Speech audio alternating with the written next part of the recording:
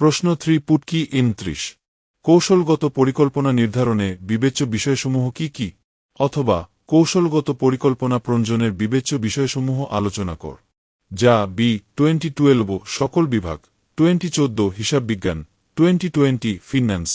অথবা কৌশলগত পরিকল্পনা প্রণয়নের বিবেচিত বিষয়গুলো বর্ণনা কর। কৌশলগত পরিকল্পনা নির্ধারণে বিবেচ্য বিষয়সমূহ বলতে বোঝায় সেই সব গুরুত্বপূর্ণ দিক বা তথ্যগুলো যা একজন উচ্চপদস্থ ব্যবস্থাপক একটি দীর্ঘমেয়াদী পরিকল্পনা তৈরির সময় মাথায় রাখেন। সহজতম ভাষায় বলতে গেলে এটি হল একটি বড় যুদ্ধের প্রস্তুতি নেওয়ার মতো। আপনি যখন আগামী 5 বা 10 বছরের জন্য কোনো বড় ব্যবসায়িক সিদ্ধান্ত নিতে যাবেন, তখন আপনি কেবল নিজের ইচ্ছামতো কাজ করতে পারবেন না।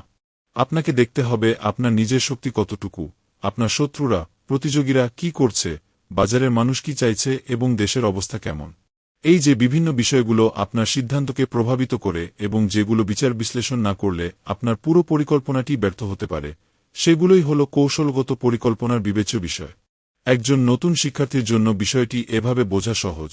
কৌশলগত পরিকল্পনা হল প্রতিষ্ঠানের একটি বড় মাস্টার প্ল্যান। যেহেতু এটি অনেক লম্বা সময়ের জন্য করা হয়, তাই এতে ভুলের মাসুল অনেক বেশি দিতে হয়। ধরুন, একটি মোবাইল কোম্পানি সিদ্ধান্ত নিল তারা আগামী 5 বছর পর কেবল ফোল্ডিং ফোন বানাবে।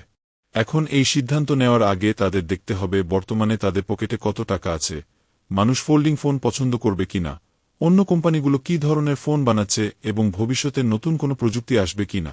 এই প্রতিটি বিষয়কে খুঁটিয়ে খুঁটিয়ে দেখাই হল বিবেচ্য বিষয়গুলো পর্যালোচনা করা। সঠিক বিষয়গুলো বিবেচনা করলে পরিকল্পনাটি বাস্তবমুখী হয় এবং প্রতিষ্ঠানটি প্রতিযোগিতায় টিকে থাকতে পারে। আপনার দেওয়া তথ্যের আলোকে কৌশলগত পরিকল্পনা নির্ধারণ বা প্রণয়নের 10টি সহজ এবং বিস্তারিত বৈশিষ্ট্য বা বিবেচ্য বিষয় নিচে বর্ণনা করা হল। 1. সুনির্দিষ্ট কৌশলগত লক্ষ্য স্থির করা। পরিকল্পনা শুরুর আগেই ঠিক করতে হবে আপনি আসলে কি অর্জন করতে চান। আপনার গন্তব্য যদি পরিষ্কার না থাকে, তবে রাস্তা চেনা অসম্ভব। কত সময়ের মধ্যে এবং কিভাবে লক্ষ্য পূরণ হবে, সেটি এই পরিকল্পনার প্রথম বিবেচ্য বিষয়। 2. প্রতিষ্ঠানের বর্তমান অবস্থা ও সামর্থ্য। বর্তমানকে বাদ দিয়ে ভবিষ্যৎ ভাবা যায় না। প্রতিষ্ঠানের বর্তমান আর্থিক অবস্থা কেমন, কি কি সুবিধা আছে আর কি কি দুর্বলতা আছে, তা গুরুত্বের সাথে দেখতে হয়। নিজের সামর্থ্য বুঝে বড় স্বপ্ন দেখা বা পরিকল্পনা করা উচিত। 3. অতীতের প্রবৃদ্ধির হার বিশ্লেষণ। গত কয়েক বছরে আপনার কোম্পানির উৎপাদন, বিক্রি বা লাভ কেমন ছিল, সেই রেকর্ডগুলো দেখতে হয়।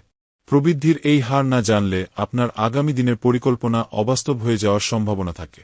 4. ভবিষ্যৎ পরিবেশের পূর্বাভাস। আগামীর আবহাওয়া যেমন সবসময় এক থাকে না, ব্যবসায়ের পরিবেশও তেমন।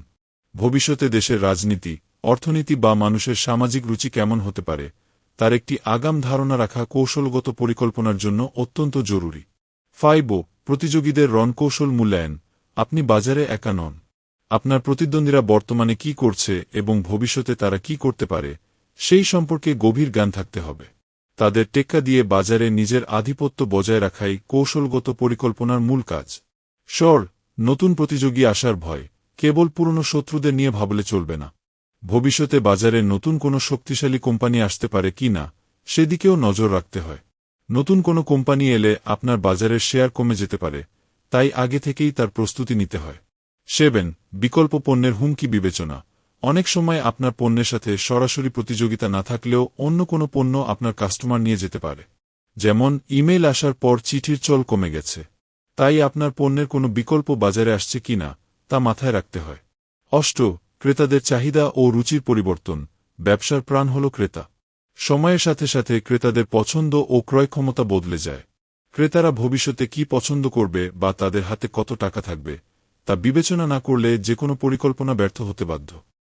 প্রয়োজনীয় উপকরণের সহজলভ্যতা। পণ্য তৈরির জন্য কাঁচামাল, শ্রমিক বা যন্ত্রপাতি ভবিষ্যতে ঠিকমতো পাওয়া যাবে কিনা, তাও দেখতে হয়। উপকরণের অভাব দেখা দিলে আপনার দীর্ঘমেয়াদী উৎপাদন পরিকল্পনা মাঝপথেই আটকে যেতে পারে।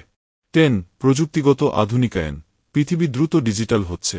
ভবিষ্যতে কি ধরনের নতুন মেশিন বা সফটওয়্যার আসতে পারে এবং তা আপনার ব্যবসায় কি প্রভাব ফেলবে, তা বিবেচনা করা আধুনিক কৌশলগত পরিকল্পনার একটি অবিচ্ছেদ্য অংশ। আমি কি আপনাকে একটি বাস্তব কোম্পানির, যেমন স্যামসাং বা পাঠাও, উদাহরণ দিয়ে এই বিবেচ্য বিষয়গুলো কিভাবে কাজ করে তা আরও বিস্তারিতভাবে বুঝিয়ে দিতে পারি?